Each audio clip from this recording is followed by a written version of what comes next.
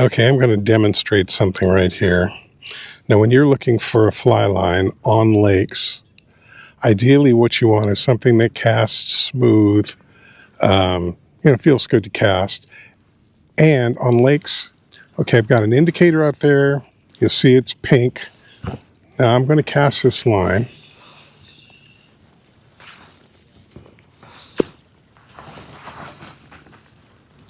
Let's do that better. Okay, right now that line's about 30 feet away, and notice I've got a few little S-coils in the line. Those S-coils are what's called memory. And it's because it was coiled on this reel, so it's got kind of a memory of that coiling, and it's holding that shape. Now, what I wanted you to notice is that this line started 30 feet out, and as it's sitting here, those S's are getting tighter and tighter and tighter, and while they're doing that, they are pulling that strike indicator closer and closer and closer to me. And they're also introducing a ton of slack. So if you tried to straighten these things out, for me to get directly to my indicator now, I have to lift about 6 or 7 feet of slack. Now we're going to do it again, and this time I'm not going to, let's try it one more time. Oh man, not only does this line not cast well, okay, I'm out there 30 feet, and it's already beginning. This time I'm just going to let it sit and show how bad the S-curves get, how bad the memory is on this line. And that indicator, because the line memory is slowly taking that shape of the S-curves and they're tightening, is going to pull that indicator closer and closer and closer to me. That is what you do not want in a fly line.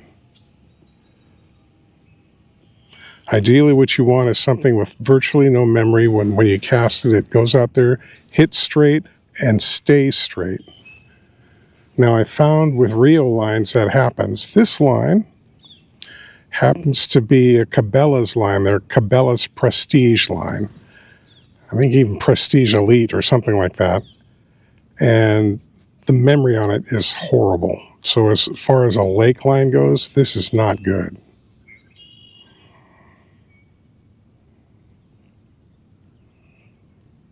We'll do kind of a time lapse and just let this go and show how bad the coiling of this fly line is getting.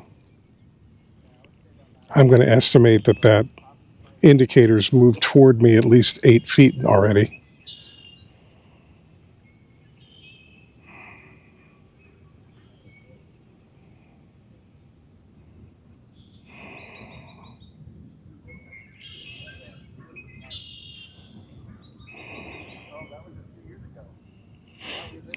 Now, the thing with Rio is Rio lines are not cheap. And believe me, I don't like spending $100 for a fly line. But if you get a fly line that performs, maybe it's worth the extra $40 or the extra $50.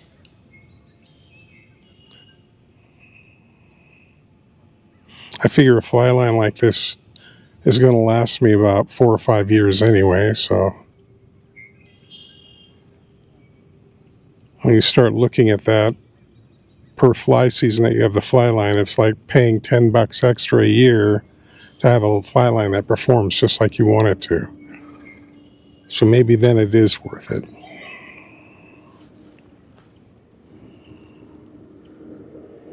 Okay, now that fly line is probably, that indicator right now is probably about 18 or 20 feet away. And you can see how coiled the fly line is between me and there. That's just horrible. On another video, I think I'll do this same test. I'll go out with a Rio line and show you the difference. What's funny is that there's no wind, so there's no wind that's blowing it toward me. But that distance keeps getting shorter and shorter and shorter.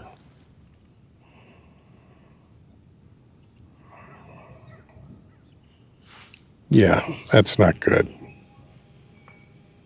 So it started about 30 to 35 feet away from me, and now it's about 15 feet away from me. It's bad. In that previous little segment of tape, it sounds like I'm disparaging Cabela fly lines, and I'm not. I have Cabela fly lines, and I've fished them for a number of years, but they have their limitations. So they're a fine line and perform fine if you're fishing in a standard range of temperatures, what you'll normally find when you're fishing in the late spring through fall on rivers and streams. But I fish primarily lakes now, and the formulation of that fly line, because the materials chosen either for the core or for the coating of that core, hold a set when the temperatures are cold. And when you fish lakes, you're generally, like for myself, I fish lakes in the winter because I am blessed enough to live in an area where our lakes don't freeze over typically. I fish in the spring and I fish in the fall when the water temperatures and air temperatures are lower. And because of that, I need a line that can handle that.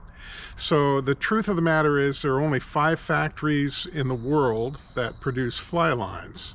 There's 1 in Asia, there are 3 in the United States, and there's 1 in Wales.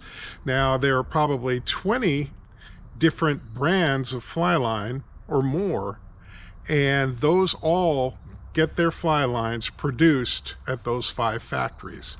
So what determines how the fly line performs is how they're engineered. What are the materials used for the coating and what are the materials used for the core? And that will determine whether or not they lay properly and are a good choice for fishing lakes, which is what I do. And most of my fishing is done in temperatures of 50 degrees or less. And in this situation, I was fishing in the air temps when I was fishing was right around 40 degrees and the water temps were in the high 30s. So Rio performs in those cases and the Cabela's did not. Cabela's will work fine if you're fishing in the 60s, 70s, 80s, warmer weather. So I just wanted to get that out of the way. So here I am on a different lake about 40 miles away as the crow flies from the previous lake. It's the same week. The water temperatures and conditions are exactly the same. There's no wind. The air temperatures are hovering right around 40 and 39 degrees. The water temperatures between 37 and 38 degrees. Now watch the fly line. Notice how it lays out straight. Notice how it's not forming S-bends. It hasn't taken a set. This is what you want to see when you're fishing a dry fly line on a lake. There's a direct connection between me and my strike indicator and fly.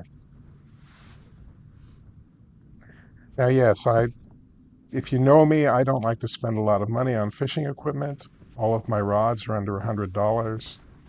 Most of my reels are under $100 as well.